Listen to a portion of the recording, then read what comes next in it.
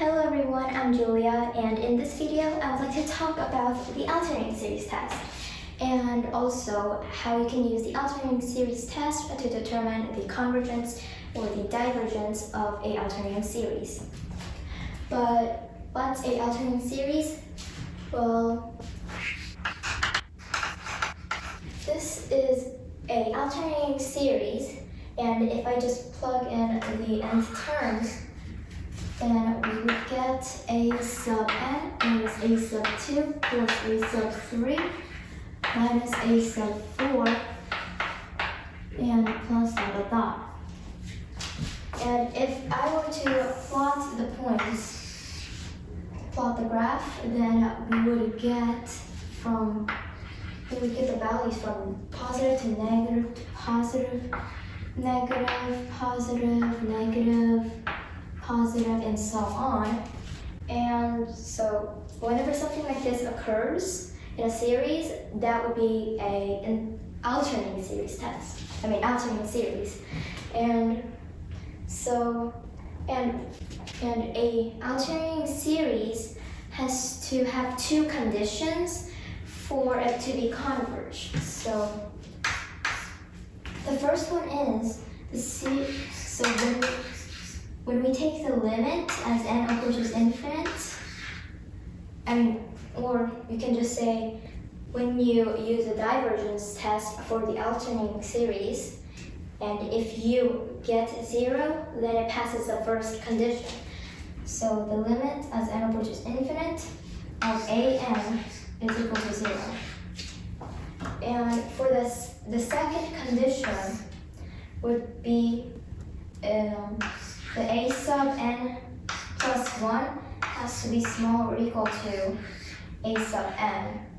So if a alternating series passes these two conditions or has these two conditions, then that alternating series test would converge.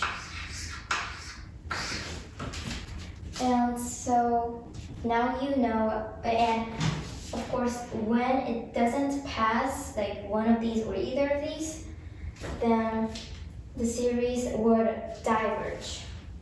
Now I would like to move on to the examples here.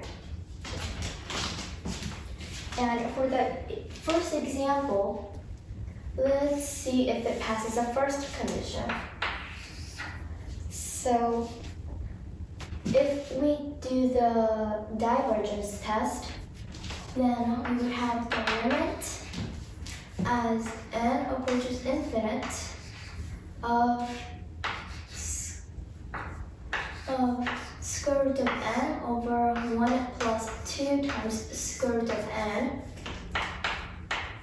And if we take the limit, we would get 1 over 2. And we know that 1 over 2 isn't equal to 0.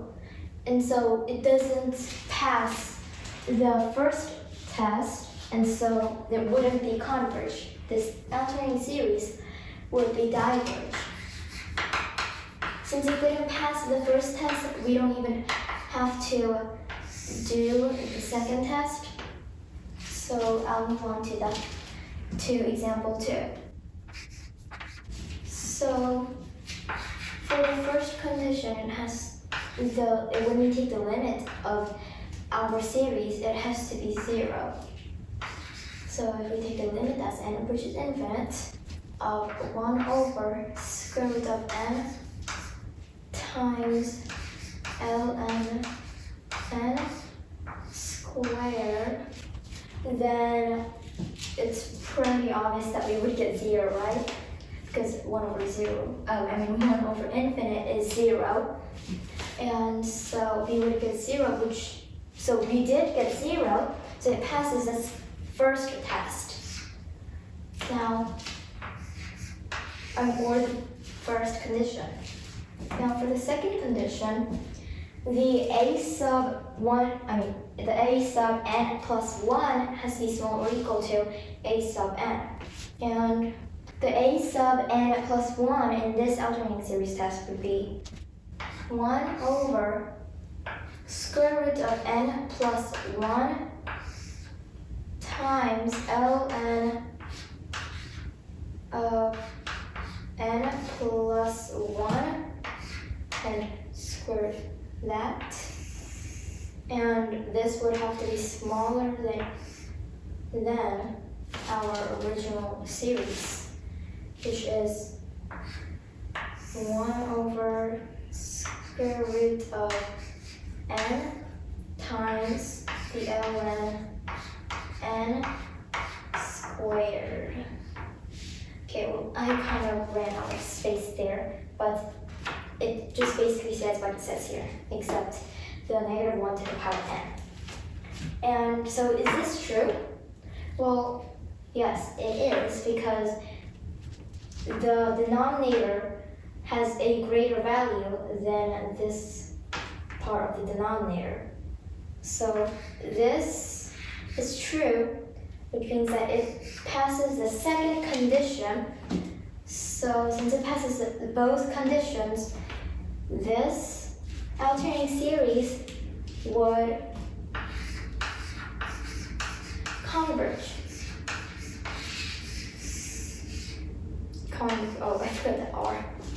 Now, so in this video, I explained to you guys how you can use the alternating series test to determine the convergence or the divergence of a alternating series. And so I hope you guys learned something from this video. Thank you for watching, everyone. Bye.